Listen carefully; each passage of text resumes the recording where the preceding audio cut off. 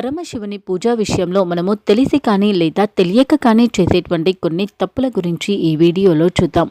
జగత్తు అంతా కూడా శివమయం అంటారు. అలాగే బ్రహ్మాండ సృష్టి అంతా కూడా లింగ రూపంలో ఉంది అంటారు పెద్దలు.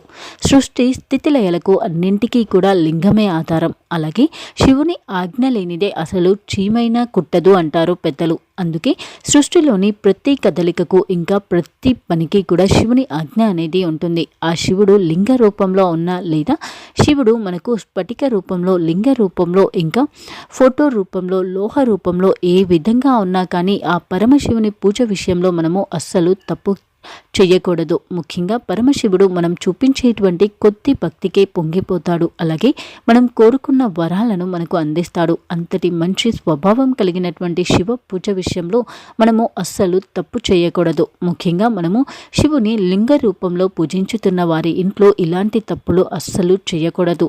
శివ పూజ చేసేవారు ఎప్పుడూ కూడా ఉత్తర ముఖంగా కూర్చొని చేయాలి అని పురోహితులు చెప్తూ ఉంటారు. అలాగే మనము లింగంకి చేసేటువంటి పూజలో రుద్రాక్ష, భస్మం, మారేడు అనే ఈ మూడింటిని మనము ఖచ్చితంగా పూజలో ఉపయోగించాలి.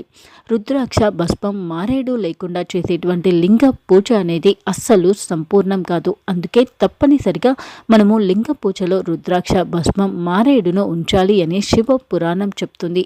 ఈ మూడు లేకుండా చేసేటువంటి లింగ పూజ అనేది అస్సలు సంపూర్ణం కాదు. అలాగే శివుని లింగ పూజను మనం చేసేటువంటి సందర్భంలో ఆ దేవునికి సంబంధించి ఒక్కో నెలలో ఒక్కో లింగాన్ని మనము పూజించవలసి ఉంటుంది.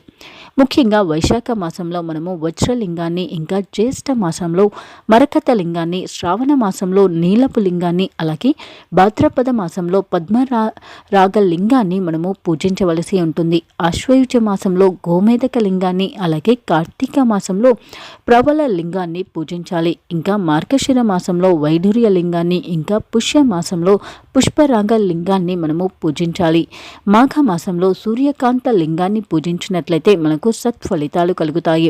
ఏ మాసంలో ఏ లింగాన్ని పూజించాలో ఆ లింగాన్ని మనం పూజించినట్లయితే మనకు అన్నింటిలో కూడా విజయం లభించుతుంది. అలాగే పాల్గొన మాసంలో మనము స్ఫటిక లింగాన్ని పూజించాలి. అయితే వీటికి ప్రత్యామ్నాయంగా అంటే ఈ నెలలో పూజించవలసినటువంటి లింగం ఆ నెలలో మనము పూజించడానికి మనకు అవకాశం లేనటువంటి సందర్భంలో మనము అందుకు ప్రత్యామ్నాయంగా వెండి లేదా రాగితో చేసినటువంటి శివలింగాన్ని పూజించవచ్చు. అలాగే లింగ పూజ అనేది మనకు సర్వ సుఖాలను ప్రాప్తిస్తుంది.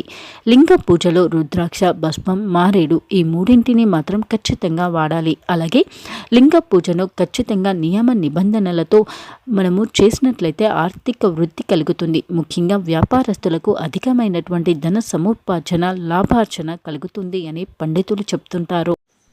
ప్రతి నెల మరియు ప్రతి వారం మీ రాశి ఫలాలు, మీరు చేయాల్సిన పరిహారాలు తెలుసుకోవడం కోసం మా ఛానల్ని సబ్స్క్రైబ్ చేసుకోవడం మర్చిపోకండి.